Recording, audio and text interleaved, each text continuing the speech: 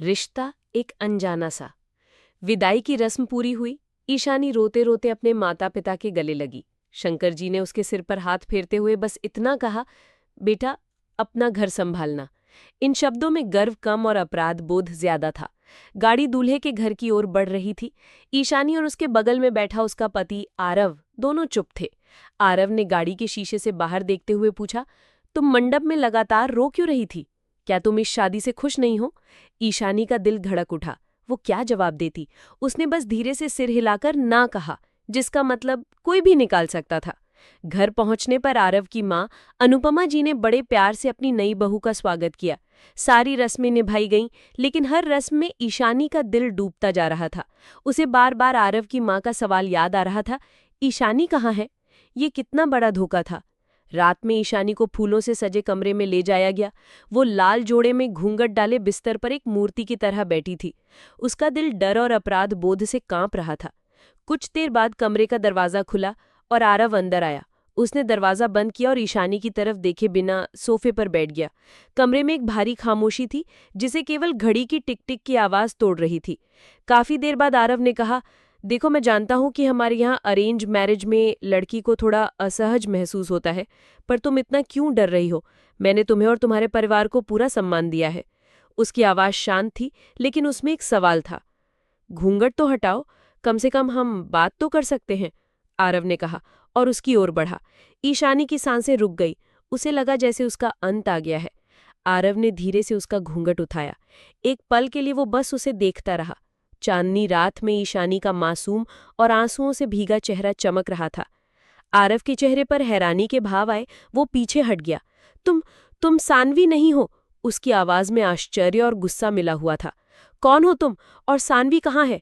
ईशानी की आंखों से आंसुओं की धारा बह निकली। वो कुछ बोल न पाई, बस सिसकती रही।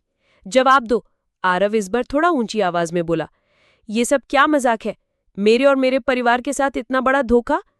मैं ईशानी हूं, उसने कांपती हुई आवाज में कहा। सानवी दीदी की छोटी बहन। और सानवी कहाँ है? आरव ने पूछा। उसकी आंखों में गुस्सा साफ दिख रहा था। दीदी शादी से चली गई। ईशानी ने रोते हुए सारी सच्चाई बता दी। उसने बताया कि कैसे परिवार की इज्जत बचाने के लिए उसे मंडप में बैठने पर मजबूर किया गया था। आरव सब सुनकर सन्न रह गया। उसे लगा जैसे किसी ने उसके पैरों के नीचे से जमीन खींच ली हो। उसे धोखा मिला था, बहुत बड़ा धोखा। वो गुस्से में कमरे से बाहर निकल गया।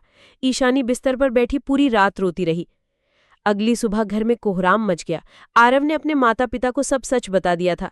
अनुपमा जी और उनके पति को विश्वास नहीं हो रहा था कि शीतल जी और शंकर जी उनके साथ ऐसा कर सकते थे। तुरंत शंकर जी को फोन किया गया। वो अपनी पत्नी के साथ भागे भागे आए। उनके चेहरे पर शर्मिंदगी थी। उन्होंने हाथ जोड़कर माफी मांगी और अपनी मजबूरी बताई। मजबूरी? आपने अपनी मजबूरी में मेरे बेटे की जिंदगी बर्बाद कर दी, अनुपमा जी ने गुस्से में कहा। आपने हमें बताया क्यों नहीं? हम कोई और रास्ता निकालते। बहुत देर तक बहस चलती रही। समाज में इज्जत की दुहाई दी गई। अंत में बड़े बुजुर्गों ने फैसला किया कि जो हो गया उसे बदला नहीं जा सकता। शादी हो चुकी है, सारे रीति रिवाज हो चुके हैं। अब ईशानी ही इस घर की बहू है और आरव की पत्नी है। आरव ने इस फैसले का विरोध किया, लेकिन अपने माता पिता के सम्मान के आगे वो चुप हो गया। उसने मन में तय कर लिया कि वो इस रिश्ते को कभी दिल से नहीं अपनाएगा। उस दिन के बाद से आरव और ईशानी एक ही कमरे में एक ही छत के नीचे रहते थे, लेकिन दो अजनबियों की तरह। आरव उससे बात नहीं करता था। वो रात में देर से घर आता और सुबह जल्दी ऑफिस चला जाता। ईशानी पूरे दिन घर के कामों में खुद को व्यस्त रखती। वो एक अच्छी बहू बनने की हर कोशिश करती, लेकिन आरव की आंखों में अपने लिए उसे सिर्फ नफरत और बेरुखी दिखती। महीने बीत गए। ईशानी ने इस खामोश रिश्ते को अपनी किस्मत मानकर स्वीकार कर लिया था। वो चुपचाप अपनी जिम्मेदारियां निभाती रही। उसकी सादगी और शांत स्वभाव ने धीरे धीरे अनुपमा जी का दिल जीत लिया था। वो समझ गई थी कि इसमें ईशानी की कोई गलती नहीं थी।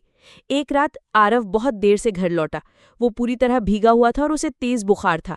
ईशानी उसे देखकर घबरा गई। उसने तुरंत आरव की मदद की और उसे बिस्तर पर लिटा दिया। आरव बुखार में कांप रहा था।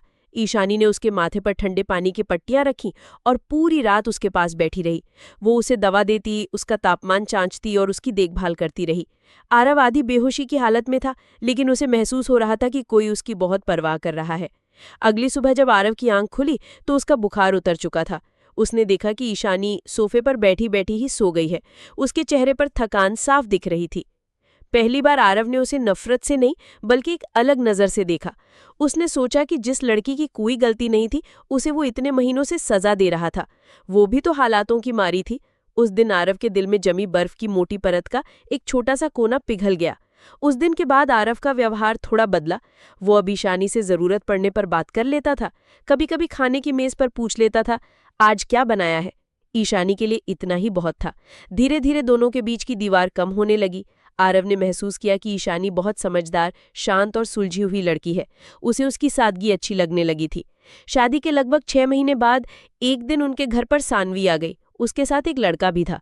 वो रोते हुए अपने माता पिता और आरव के परिवार से माफी मांगने आई थी। उसने बताया कि वो कॉलेज के समय से रोहन नाम के लड़के से प्यार करती थी, लेकिन उसे अपने माता पिता को बताने की हिम्मत नहीं हुई। जब शादी तय हो गई तो वो डर कर भागकर रोहन के साथ शादी कर ली। सब चुपचाप उसकी बातें सुन रहे थे।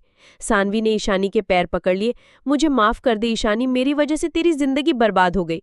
तभी आरव बोला, इसकी जिंदगी बर्बाद नहीं हुई है।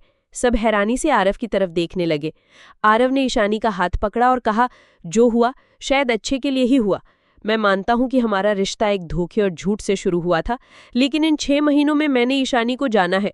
इसने बिना किसी शिकायत के हर जिम्मेदारी निभाई है। इसने मेरे परिवार को अपना माना है और मेरा हर हाल में ख्याल रखा है। वो सानवी की ओर मुड़ा और कहा, मैं तुम्हारे लिए कोई गुस्सा या नफरत नहीं रखता सानवी, बस मैं चाहता हूं कि तुम खुश रहो, क्योंकि तुम्हारी वजह से मुझे ईशानी मिली।